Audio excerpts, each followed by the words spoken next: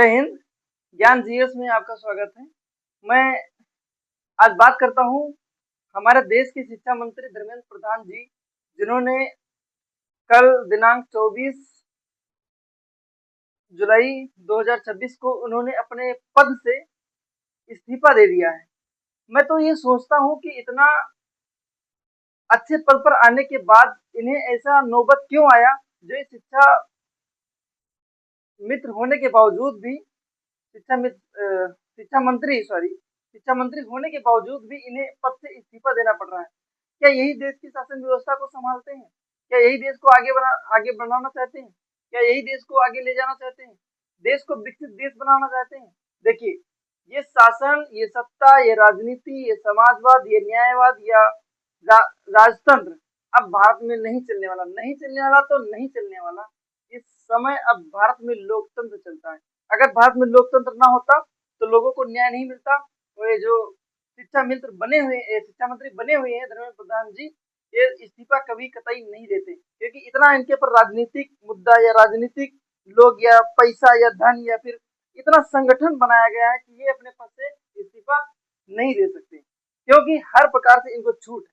आराम से मस्ती करो, आराम से लोगों पर अत्याचार करो, लोग सुसाइड करें, लोग आत्महत्या करें, लोग कुएं में डूबे, लोग आग के कारण मर जाएं, किसी कारणवश फांसी लगा ले, कुछ भी कर ले, कुछ भी नहीं इनको समझ में आता। देखिए, अगर देश को आगे ले जाना है तो सबसे पहले हमारे भारत देश में ऐसी शिक्षा व्यवस्था को लागू करना होगा जो लोग समझ सके। चाइना,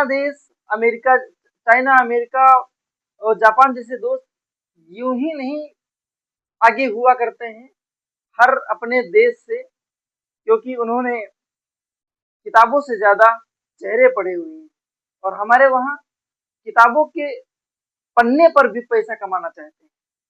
देश में 500 करोड़ से ज्यादा पैसा जो हमारे वनस्पति से पैदा करते हैं। सोचो, किताबों को वनों को काट करके जो किताबें छापते हैं, और किताब छापने की हर बार व्यवस्था लागू करने की क्या जरूरत है?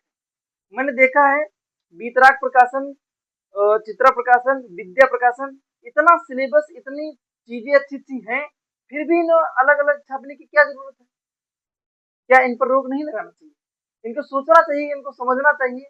इनको देखिए, देश के शिक्षा मंत्री हो या देश के राज्य मंत्री हो या देश के प्रधानमंत्री हो, हर इंसान को जो देश के लिए सेवा के लिए रखा गया है वो देश को समझे।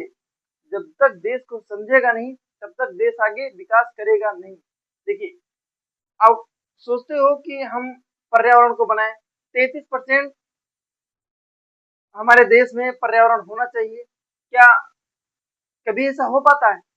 10% अगर पेड़ लगते हैं तो 15% पेड़ कटवा देते हैं। क्या कभी आगे भारत बनेगा? क्या लोग सांस सही से ले पाएंगे?